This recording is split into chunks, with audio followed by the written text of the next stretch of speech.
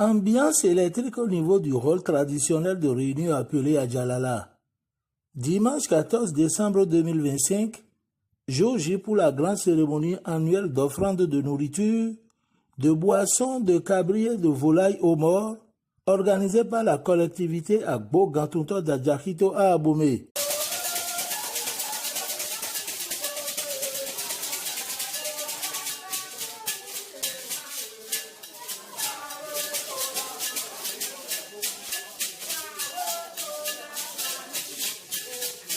Dès le petit matin, le rituel de libation a commencé par le temple vénéré à Doho et a continué ensuite dans le temple à Doho d'Ayamou.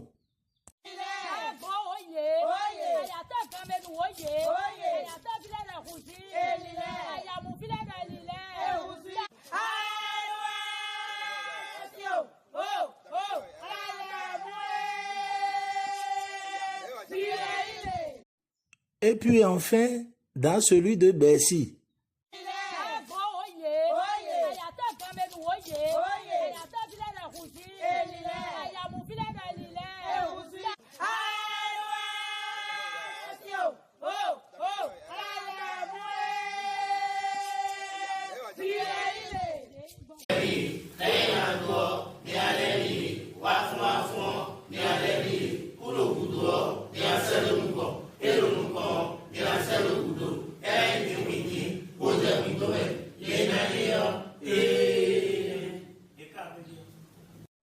Cette grande cérémonie annuelle, connue sous le nom Arambiba en langue fongbe, s'est poursuivie par la suite au sein du hall Adjalala en présence des fils, filles, femmes et têtes couronnées, sages et notables de la collectivité Agbo Gantunto et d'autres invités de marque et personnalités coutumières venaient témoigner leur marque de sympathie et d'amitié à son Altesse d'Agbo Gbewedo.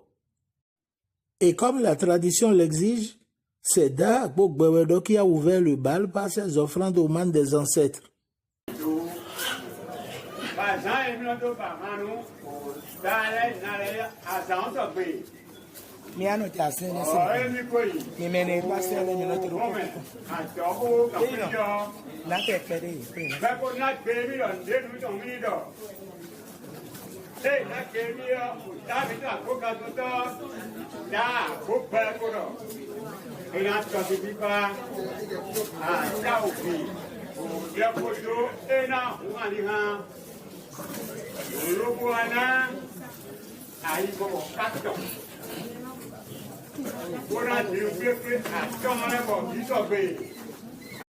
De nombreux repas de toutes sortes, de toutes couleurs dans diverses assiettes, étaient soigneusement étalés sur des nattes.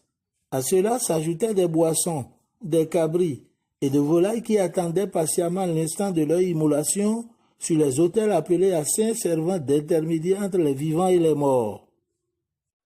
Son Altesse Da Agbo Gbewedo s'est réjoui de la beauté de la fête.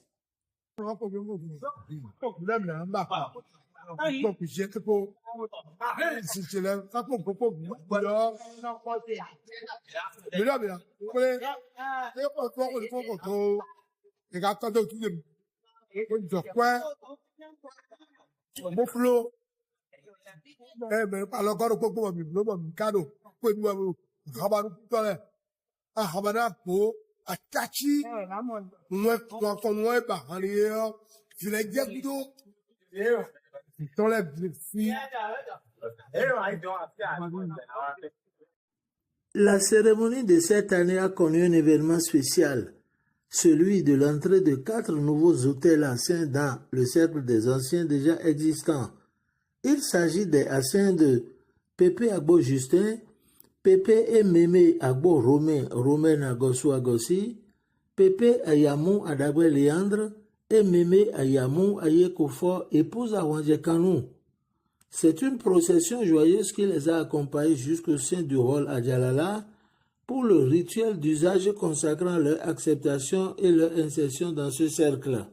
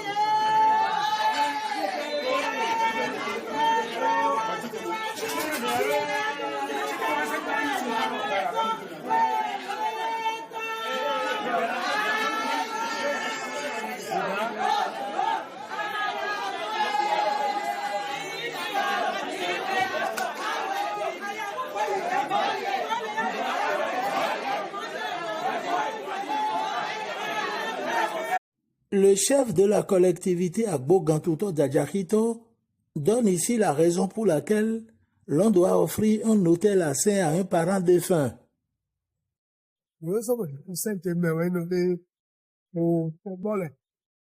Symbole. Bon,